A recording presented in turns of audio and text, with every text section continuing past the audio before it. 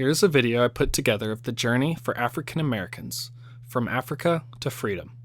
Throughout the movie there will be pictures of different African Americans that have made an impact on the world. I will also have different songs playing throughout the movie, sung by several famous African American singers.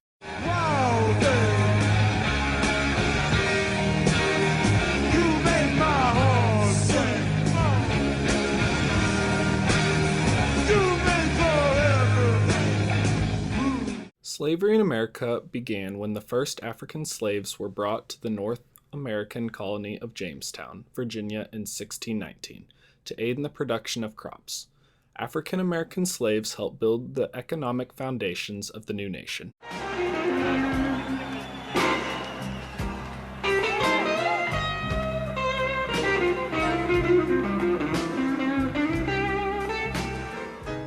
For a generation, the number of African Americans in the colonies remained small.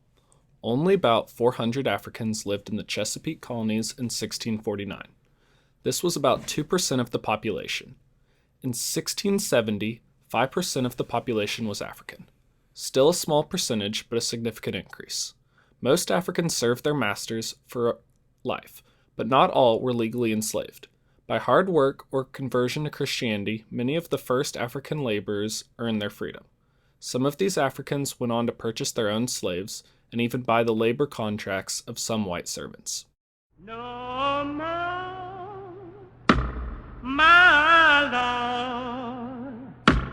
No more, my Lord. The mobility came to an end in the 1660s with the collapse of the tobacco boom. Tobacco had reached a peak of 24 pence a pound and had fallen to a mere tenth of its peak. As a result of the price drop, wealthy colonists stopped importing as many white indentured servants and imported more African slaves. The Chesapeake legislatures began enacting laws that negatively affected the statuses of blacks. By 1671, Africans weren't allowed to own guns or join the militia. Africans were also no longer allowed to earn freedom by converting to Christianity. I see no changes. Wake up in the morning and I ask myself, is life worth living? Should I blast myself? I'm tired of being poor and even worse, I'm black. My stomach hurts, so I'm looking for a purse to snatch. Cops give it to me. Slavery continued to grow, and by 1775, Africans composed 1/3 of the population. At this time, the colonists felt very strongly about their independence and freedom as they were undergoing struggles with Great Britain. However, they failed to recognize that they were not treating African Americans the same way they demanded Great Britain treat them.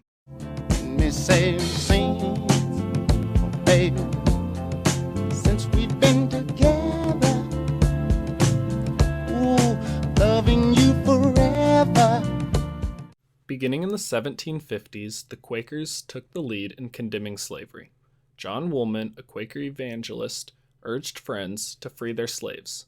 In 1782, the Virginia Assembly passed a Manumission Act, allowing individual owners to free their slaves. Within a 10-year span, 10,000 slaves had been released. Judicial ruling abolished slavery in Massachusetts in 1784. Within the next 20 years, every state north of Delaware enacted legislation to end slavery. However, emancipation itself was gradual. The laws compensated white owners by requiring years, sometimes decades, of continual labor. In 1810, almost 30,000 African Americans were still enslaved in the North. That was nearly a fourth of the African American population. Now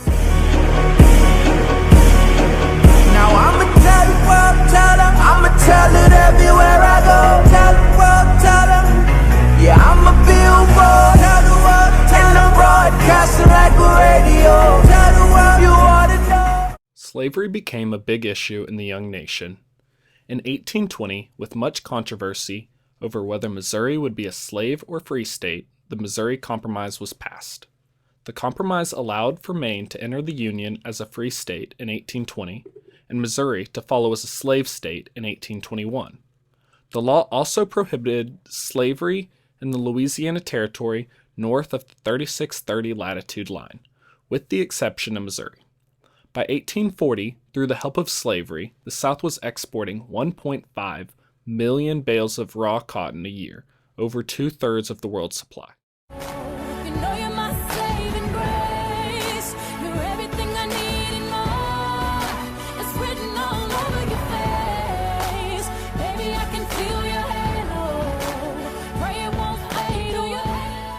August of 1831, Nat Turner gathered followers who, along with him, were tired of the unjust treatment of African Americans. Nat Turner and his followers went out and killed at least 55 white men, women, and children. Turner had hoped that a large number of slaves would come help his cause. However, he was only able to muster 60 men, and they were quickly annihilated by the white militia. And then the militia took the heads of 15 men from Turner's army and placed them on poles to warn others not to repeat similar actions. I think you're crazy. I think you're crazy. I think you're crazy. Just like me.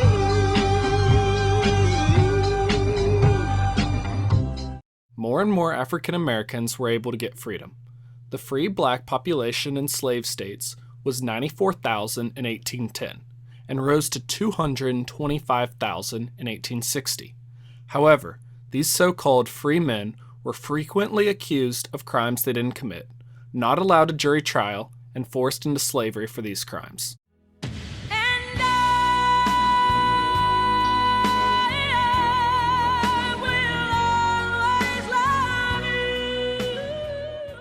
In 1850, Whigs leaders Henry Clay and Daniel Webster and Democrats Stephen A. Douglas secured that 5 different laws passed.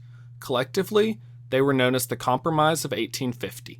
The Compromise admitted California as a free state. It also enlisted several officers to patrol the North and return anyone to the South who was expected to be a runaway slave. Oh yes, we gon' fight. Believe we gon' fight.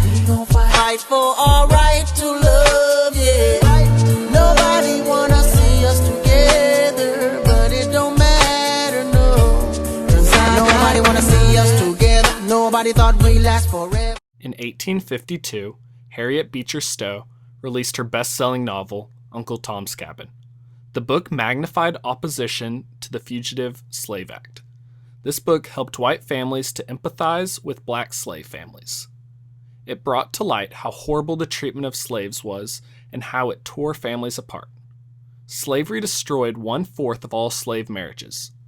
The slave trade also separated almost 1/3 of all slave children under the age of 14 from one or both of their parents. For another bad sign. Been down since I began to crawl.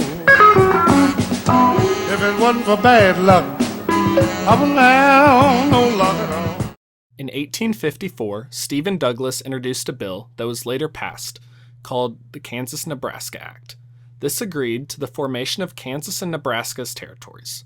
It also repealed the Missouri Compromise. Or have you ever met that funny reefer man?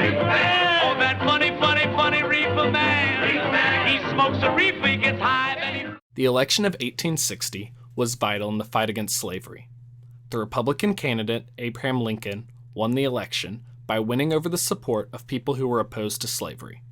He believed that slavery should be allowed to continue where it already existed, but should be banned from the territories. He also stated that the nation would eventually need to cut out slavery entirely. Ever I chance to meet some old friends on the street, they wonder how does the land get to be this way. Many southern states were completely against Lincoln's ideas on slavery. And on December 20th, 1860, South Carolina voted unanimously to become the first state to secede from the Union.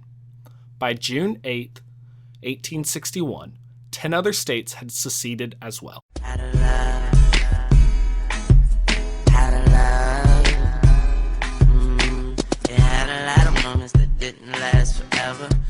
On September 22nd, 1862, Abraham Lincoln issued the Emancipation Proclamation. Abraham Lincoln had originally said that slavery could continue in states where it had already existed, but the Emancipation Proclamation stated that slavery would be legally abolished in all states that remained out of the Union on January 1st, 1863.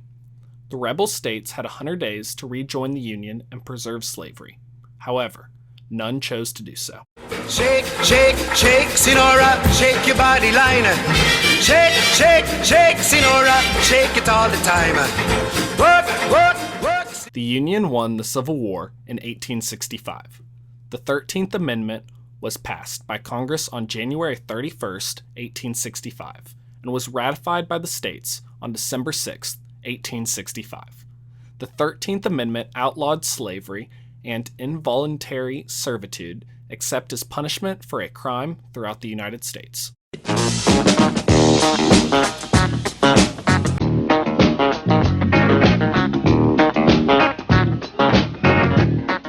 It was a long journey for African Americans, from being brought over from Africa as slaves to being officially freed by the 13th Amendment.